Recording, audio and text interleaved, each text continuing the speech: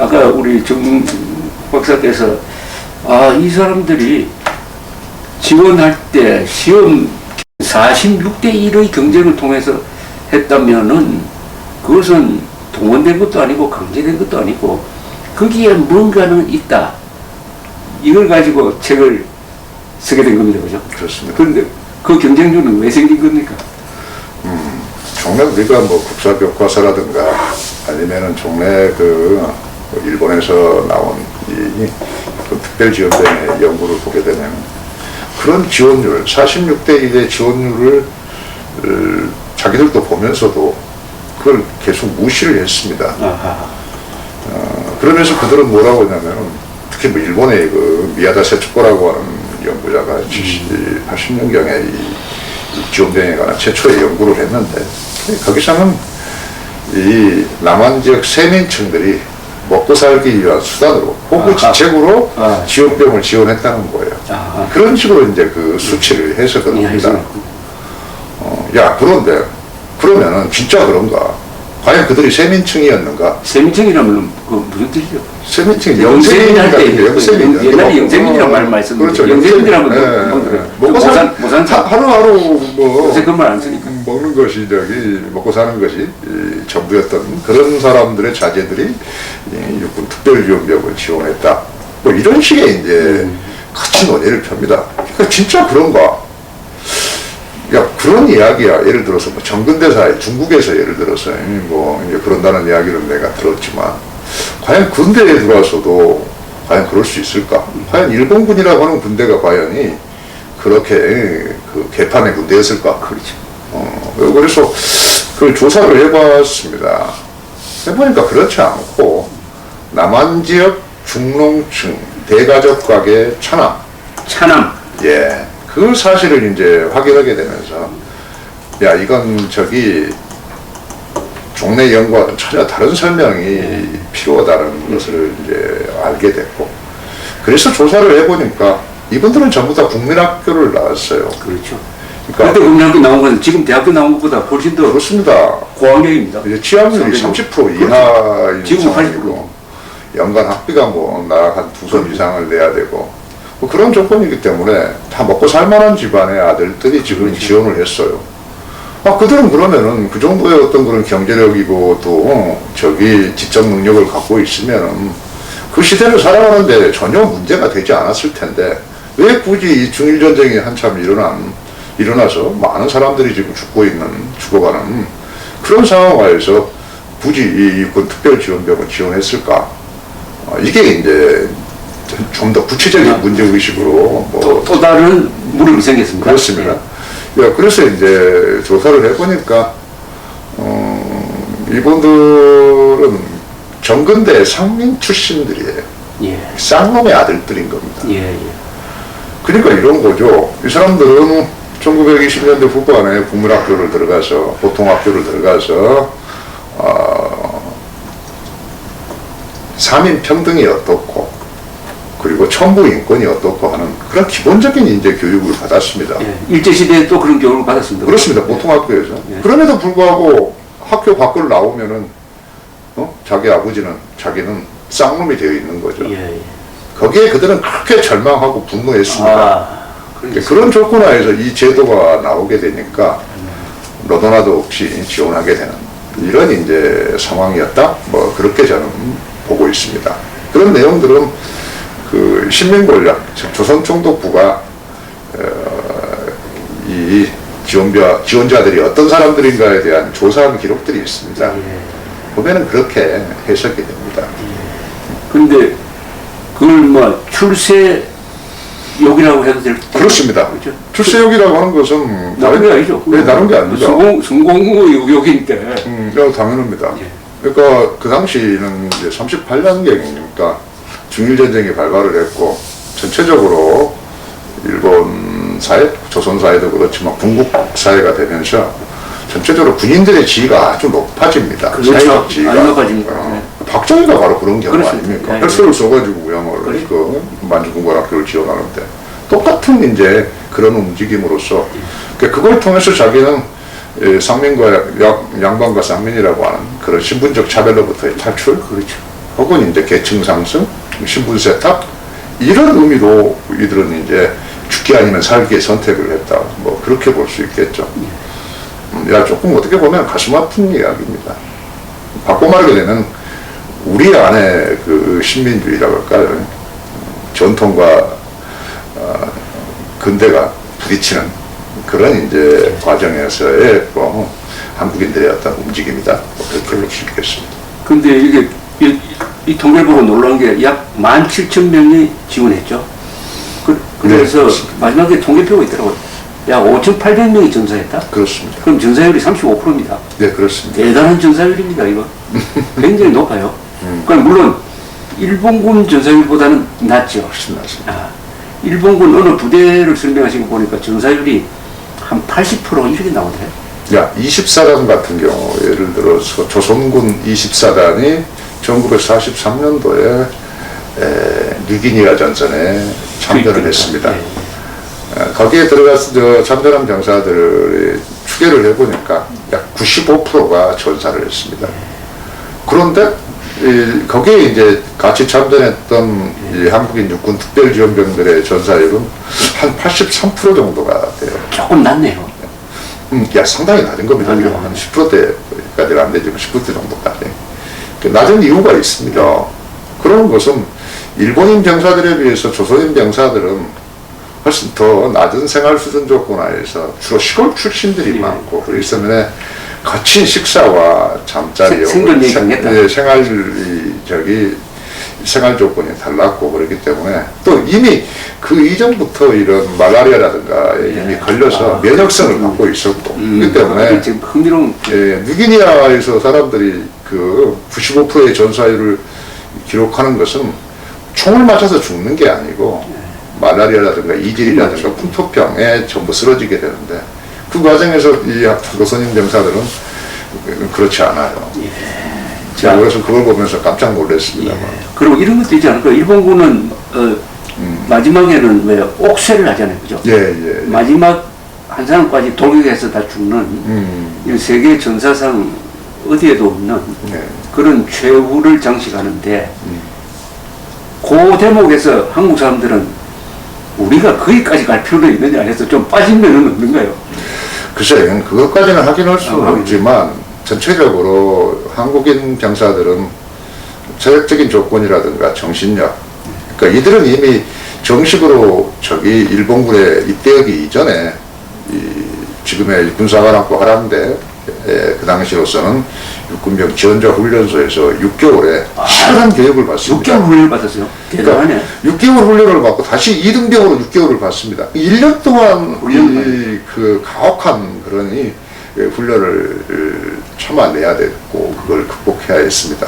그렇기 때문에 말씀하신 바대로 뭐 그렇게 상상할 수도 있겠지만 요즘 한국인들은 당시에 그 일본 특별지원병들이 보여주는 여러 가지 기록들을 보고 있노라면 제가 보기에는 그렇지 않고 더 앞장서서 돌격을 했을 것 같습니다. 그러니까 한국인의 배짱을 보여주겠다는 거죠.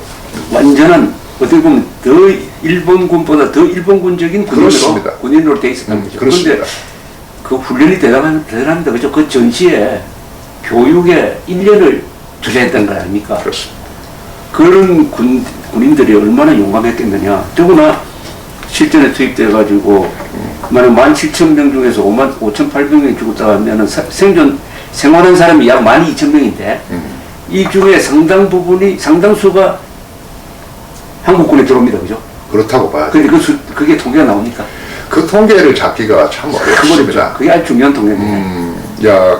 그런 기록들이 예를 들어서 국방부가 지금 가지고 있는 그 장교 자력부 같은 경우를 보게 되면은 뭐 확인할 수도 있을지 모르겠습니다만 실제로 그 당시 해방 이후 바로 반일 종족주의가 확대되면서 자기 자신의 어떤 그런 과거 이력을 숨깁니다. 그러다 보니까 드러나는 것이 그렇게 많지 않은데 하지만 우리가 생각을 해보시면 그렇게 일본군에 들어가서 치열한 어떤 그런 이 중일전쟁, 아시아 태평양 전쟁을 거치고 생존한 그런 이제 한국인들이 다시 조국의 위기가 처했다고 했을 때 과연 가만히 있었겠습니까? 그렇지 않습니다. 그들은 분명히 어떤 형식으로든지 한국군에 투입이 됐을 것이고, 그렇게 해서 마찬가지 거기서 상당히 중요한 역할을 담당했을 것이다라고 하는 것을 쉽게 상상할 수 있고, 그렇기 때문이야말로 86명에 달하는 장성급 진급자들이 나오는 것은 바로 그런 게 아닐까 생각을 합니다. 12,000명에서 86명이면 상상할 수 없는 내용. 그렇죠. 그런데 이건 앞으로 그 연구 과제입니다, 그죠? 그러니까 이제 장성에 초점을 맞춰서 그런데 아마도 하사관 중령급이라든가 아니면 위관급, 네. 중령급에도 많았을 거다. 많았습니다. 예, 그 연구가 지금 앞으로 연구입니다, 그죠?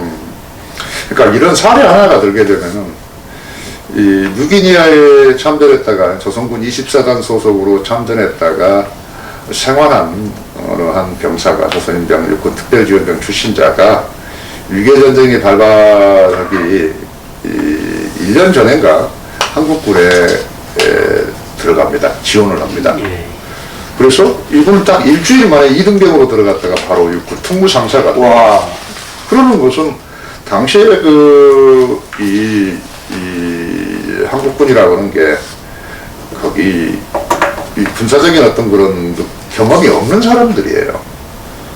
이제 그런 사람들로 이제 지원병으로 어떻게 보면은 이 한국군이 지금 현재 만들어져 있었는데 거기서 저기 백전노장인 그런 이제 이 군 특별지원병 출신자들은 들어가자마자 그야말로 중요한 인적 자원이 되는 것이죠. 그러니까 그리고 또 이분들은 해방 이후에 사실 이 사회생활을 한다는 게 쉽지 않았어요. 왜냐하면은 이 지원병 출신이라는 손가락질을 제가 당해야 되는 그런 현실이고, 그러다 보니까 다들 이 군안이면 경찰에 투신을 하게 되는 경우가 있습니다. 자, 여기서 이제 중요한 대목입니다. 전쟁이 끝나고 이제 우리가 해방이 되고 3년 뒤에 건국이 되는 과정에서 먼저 국군을 만듭니다. 예. 대한민국은 군대가 먼저 만들어지고 그 위에 국가가 서는 경우입니다. 순서로. 그래서 조선경비사관학교라든지 아니면 군사영어학교라든지 해가지고 군대를 만들려면 우선 장교단을 구성을 해야 되니까 장교 교육을 미군이 하게 되는데, 그때 국군을 구성하는 장교단 출신들이 첫째 망군 출신, 망군, 박정희로 대표되는 망군 출신, 그 다음에 일본 육사 출신, 일본 육사, 네, 뭐 여러 분들이 있죠. 일본 육사 출신. 망군 출신으로 제일 유명한 분은 역시 정일권 백선엽. 예, 백선엽. 네, 그리고 이 일본 출신은 이종찬, 그리고 이형근 같은 분. 그 다음이 흔히 학병 출신이라고 하는. 예, 그죠? 출신. 학도 지원병 출신. 예. 대학교 또는 전문대학교 다니다가 지원했던 분들을 줄여서 학병 출신이라고 합니다. 학병 출신. 그 다음에 여기 육군 지원병 출신. 네, 네 갈래죠. 예, 육군 특별지원병 출신. 네, 그 다음에 소수가 독립운동했던 광복군 출신들. 김홍일 장군 같은 이제 이렇게 구성이 되는데 앞에 요 네 그룹이 줍니다. 그죠? 그렇습니다. 예. 네 그룹이 있는데요. 총래 연구사에서는 주로 만군이라든가 그렇죠. 육사 출신자들, 그리고 뭐 이제 독립군 출신자들에 대한 주목이 있었고, 근데 이분들은 주로 이제 장교 출신이었었죠. 그렇죠. 하지만 이제 육군 특별지원병 출신자들에 대해서는 지금까지 주목이 없었고, 이분들은 전부 다 하사관 출신자들이죠. 그렇죠. 병으로부터 시작을 해서. 그렇죠. 그렇기 때문에 상당히 특별한 이력을 가지고 있는데, 그런데 이 장군 과정에서 보여주는 하나의 큰 특징은, 예를 들어서 숙군 작업이 진행됐을 때, 그 대부분이 망군 혹은 육사 혹은 학병 출신자들이 대상이 됐습니다. 그렇습니다. 바꿔 말하게 되면 공산주의에 대해서 친화성을 가지고 있었습니다. 그렇습니다. 하지만 지금까지 제가 조사한 내용 중에서 육군 특별지원병 출신자들 중에서 숙군 대상이 된 사람은 단 한 명도 없습니다. 아하, 그게 참 이상하네. 그만큼 공산주의에 대한 강한 어떤 그런 그 반공의식을 갖고 있었다라고 볼 수 있겠습니다. 그러니까 한국군으로서는 제대로 된 그런 이제 정신 세계 그리고 능력을 갖고 있었다, 그렇게 봅니다. 그렇죠. 자, 이 해방되고 나서 이 지원병 출신들은 해방되자마자 한국에서 말하자면 친일파를 단죄한 분위기가 있는 속에서 움츠러 들었습니다. 그죠? 그렇죠. 움츠러 들었지만은 동시에 좌익이 그때 주도하는 이 분위기에 대해서 상당한 거부감을 느꼈을 것으로 봐요. 그렇습니다. 그렇죠. 역시 군인과 공산주의는 맞지 않고 뭐 그런데 이 우파, 이승만, 미군 이런 사람들이 군대를 조직하고 하니까 아 저기 들어가야 되겠다는 생각도 있었을 것이고 그렇습니다. 또 이 사회 분위기로부터 좀 피하려는 생각도 있었을 것이고 어찌하였든 이 민족에 대한 반역이 이 순간부터 국가에 대한 충성으로 전환합니다. 그 대목이죠. 그렇습니다. 네. 그런데 공통점이 공산주의에 대한 반감이 가능합니다. 그렇습니다. 그러나 이 망군, 일군 학병 출신 중에서는 나중에 특히 장교 출신 중에서는 숙군 과정에서 이 박정희도 그 그룹에 속합니다만은 이 공산주의에 경도됐던 사람들이 많다고. 그렇습니다. 그래가지고 숙청되고 가는데 여기서부터 이 지금 이 책의 주제인 육군특별지원병 출신 장교들의 특이한 점입니다. 그러다 보니까 자연스럽게 북한군이 남침을 당했을 때 용감하게 싸울 수 있는 의식화가 되어 있었다. 그렇습니다. 준비가 되어 있었습니다. 왜 그럴까요? 그런데 그 원인은? 그 원인은 역시 이들은 육군특별지원병훈련소에 입소를 하게 되고 그러면은 방공교육을 받습니다. 아, 일제시대 때도 그렇습니다. 있었구나. 왜냐하면은 그 공산주의 이념 자체가 이 천황제 이념을 분식시키는 침식시킨다고 하는 생각들을 가지고 있었기 때문에 강한 그런 이제 그때부터 방공교육이 실시됐었습니다.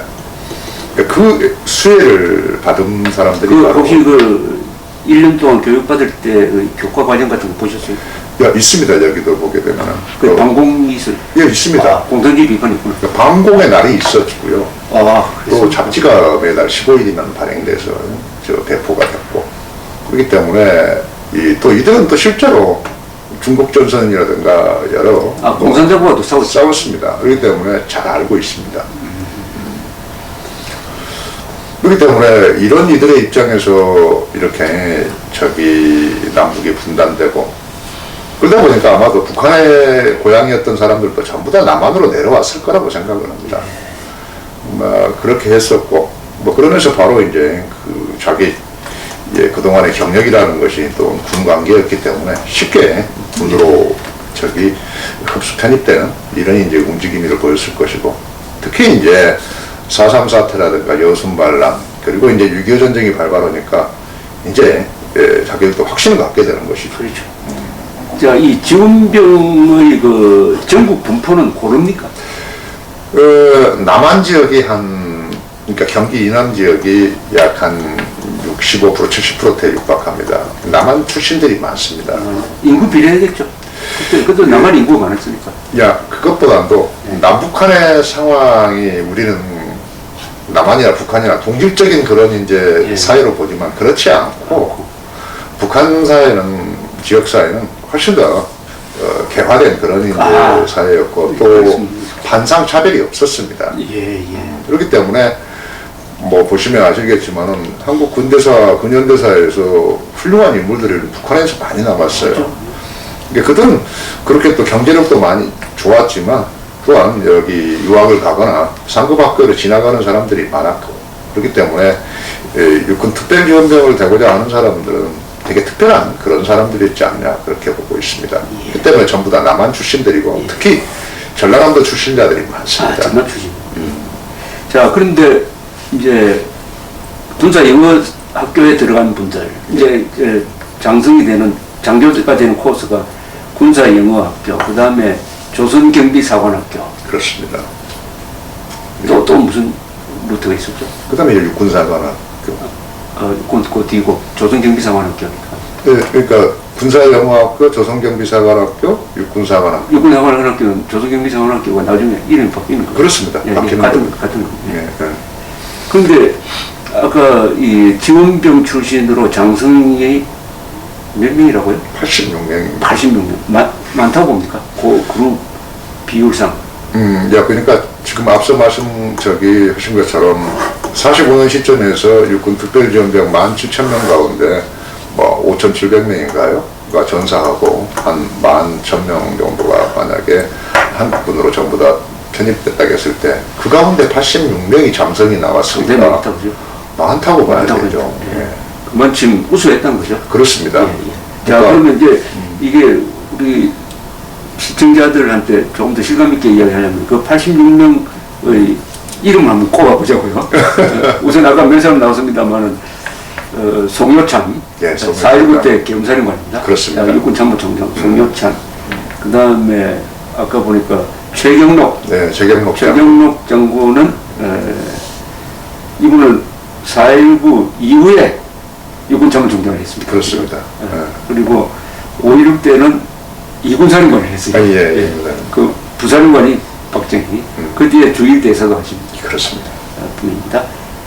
그 다음에 임부택. 이분이야말로 참 6.25의 최대 공로자인데 육사단 7년대장으로서 북한군의 남침을 3일 동안 춘천에서 저지함으로써 한국군을 한강 남쪽에서 우회 포위한다는 전략을 물거품으로 만들어가지고 어떻게 보면 한국을 구한 분입니다. 그죠? 그렇죠. 임부택 연대장. 그러니까 그 북한군이 의도했던 3일 단기 결전 계획을 분쇄 해체시킨 저지한 아주 중요한 중요한 임부택 장군. 이분 아마 소장으로 예편됐죠. 소장으로 예편됐습니다. 그 다음에 여기 자주 나오는, 이 책에 자주 나오는 한병선 장군. 연령 중장 출신이죠. 그렇습니다. 이 한병선 장군에 대해서 이 책에 보면 이렇게 되어 있습니다. 한병선 장군은 일본군 공수부대 출신입니다. 그렇습니다. 공수부대. 준위로 해방을 맞았는데 버마, 태국, 말레이시아, 싱가포르, 뉴기니아에서 작전을 했고 그 부대 이름이 공수부대 이름이 정진단이네요. 그렇습니다. 그렇죠. 정진단 소속이 이 공수부대가 14,000명이었는데 그 중에 85.7%인 12,000명이 전사를 했습니다. 그런데 이분은 살아남았어요. 그러니까 이분이 얼마나 역적 용사인지 알 수 있고 한병선 장군이 한국군 전사에서 여러 번 나오죠. 그렇습니다. 잘 싸운 분. 특히 한병선 장군이 중요한 역할을 하게 됐던 것은 여순반란 사건의 이연대장으로 갔고요. 네. 진압작전. 네, 진압작전을 갔고 그 다음에 그 뒤에 48년 12월에 송요찬 구연대장에 이어서 이연대를 이끌고 제주도 4.3 사태 진압작전에 하게 됩니다. 그래서 함 장군은 상당히 이 지혜가 풍부하신 분이었고 그래서 그 진압작전을 정말 현명하게 잘 처리를 했고 그래서 제주도에는 그분의 송독비가 쓰여져 있습니다. 그러니까 제주 도민들도 그 함장군의 그 진압작전에 다들 납득했고 그분의 어떤 그런 미운을 기린다는 의미에서 그 송독비를 세우기도 했습니다. 제가 아는 분은 여기 이병형 장군. 이병형 장군. 네, 육사 사기인가 그렇습니다. 아, 그렇습니다. 네, 전쟁기념관을 만드신 분이고 중대장 대대장이라는 책을 쓰시고 그렇습니다. 예. 6.25 때 제일 잘 싸운 일선 부대장으로 유명한 분이고 제2군 사령관을 하신 분이죠. 저는 이병형 장군하고 아주 친밀하게 지냈고 월간조선에 인터뷰가 많아요. 아, 그렇습니다. 왜 인터뷰를 했느냐? 이분이 말하는 군인 정신이라든지 군대의 역할에 대한 이야기가 굉장히 깊어요. 아, 그렇습니다. 예, 그거 한번 참고를 해보시면 됩니다. 야, 저도 그 이병형 장군을 주목을 했습니다. 육군 특별지원장 출신이라서. 그래서 이제 이분의 그 책들을 검토하면서 뭔가 일제시대에 대한 기록이 있나 해가지고 검토를 했는데, 없어요. 없죠. 그래서 이제 분석 대상에서 이제 빠지기도 했는데, 이병형 장군은 이분이 대대장을 할 때게 그 송요찬 장군이 사단장이었습니다. 그래서 그 책을 읽다 보면 송요찬 장군에 대한 얘기가 많이 나옵니다. 근데 이 이병형 장군이 만든 게 전쟁기념관입니다. 그렇죠, 용산 전쟁기념관 건설위원장을 했어요. 노태우 대통령.